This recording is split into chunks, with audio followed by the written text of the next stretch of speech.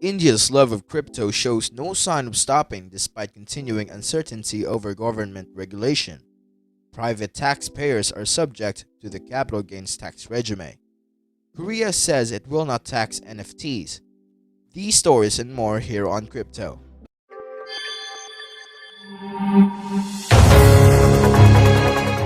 Hi, I'm Jaden from Crypto Gems, and here's what's happened this week on Crypto. First up, India's love of crypto shows no sign of stopping despite continuing uncertainty over government regulation. New investors getting on board in Coinswitch Kuber's $260 million funding round include Silicon Valley's A16Z and Coinbase Ventures. Existing investors include Sequoia, Paradigm, Ribbit, and Tiger Global. They also participate in the round. So if you're wondering, company's name origin here choosing to name themselves after the Hindu god of wealth, Kuber, never seemed more appropriate. Coinswitch Kuber has come a long way since its setup in Bengaluru, India in 2017 with the aim of simplifying access to cryptocurrencies at a time when most Indians, including the government and central bank, were suspicious of them. Its 1.9 billion US dollars valuation means it is now the head of India's first crypto unicorn, CoinDCX, which is valued at 1.1 billion US dollars. This is Coinswitch's third fundraising round this year, but its total funding now standing at over 300 million US dollars, and its valuation has grown nearly 4 times in just 6 months. Just last month, it said it was the largest Indian exchange in terms of user numbers, with over 10 million customers.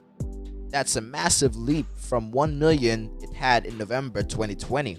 One expert stated while 10 million is only a fraction of the population, it's huge, given only 15 million people in India have to pay taxes.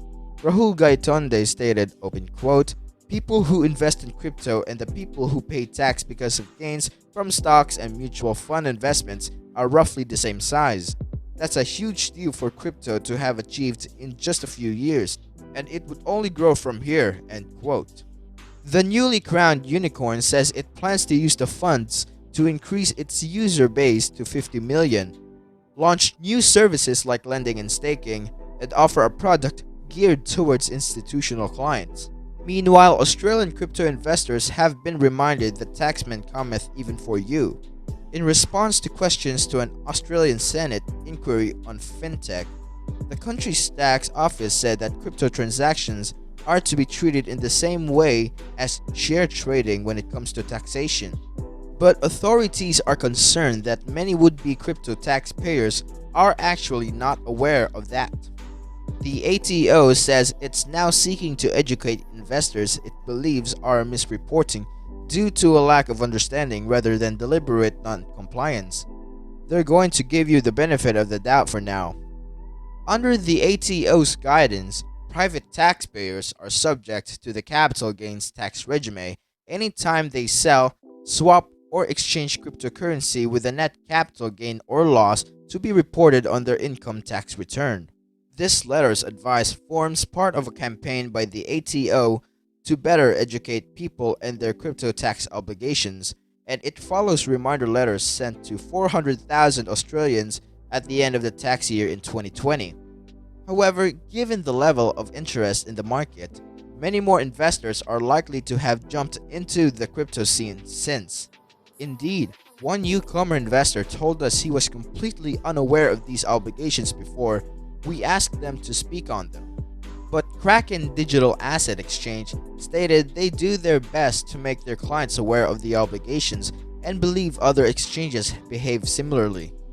Jonathan Miller stated, open quote, "We urge all of our users and any other crypto aficionados in the space to speak to their qualified accountant when it comes to understanding tax obligations better. But the important thing is to keep records, and keeping good records makes the job very easy," end quote. Michael Bassina of Piper Alderman stated that the anti-hero has broadened data gathering powers and that anyone trading with a digital currency exchange in the country should assume the agency has access to those trading records. Bassina suggests people should also be aware of how NFTs may interact with their self-managed superannuation or retirement funds, saying some funds prohibit investment at art, which some NFTs could be considered. And finally, today, let's just stick with the taxman here because Korea says it will not tax NFTs. Why? Well, that's a good question, and one of the country's finance minister initially stumbled over answering. At the National Assembly's annual review on Wednesday, Hong Nam-ki was asked about the amended income tax law, which includes taxing crypto income from January 1st of next year. When asked if that tax is ready to be applied next year, he said absolutely yes. But when asked about taxing NFTs, the minister was not so certain, initially saying there's still some controversy over whether NFTs count as virtual assets. However, he later rehashed that answer, saying that, well, right now, NFTs are not virtual assets, at least not considered virtual assets in Korea. Thus, they will not be taxed just yet. The minister also got grilled on the original tax code proposal. Why tax crypto while there is still lack of clarity over categorization of assets?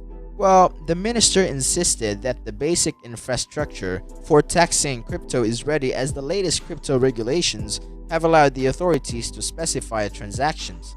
So as they say, in this world nothing is certain but death and taxes, and that includes crypto.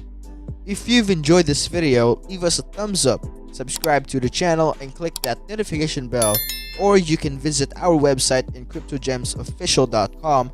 The link is at the description below, so you don't miss a review, news update, or the clearest information about cryptocurrencies anywhere. And those are the latest news on crypto, and I'll see you on the next video.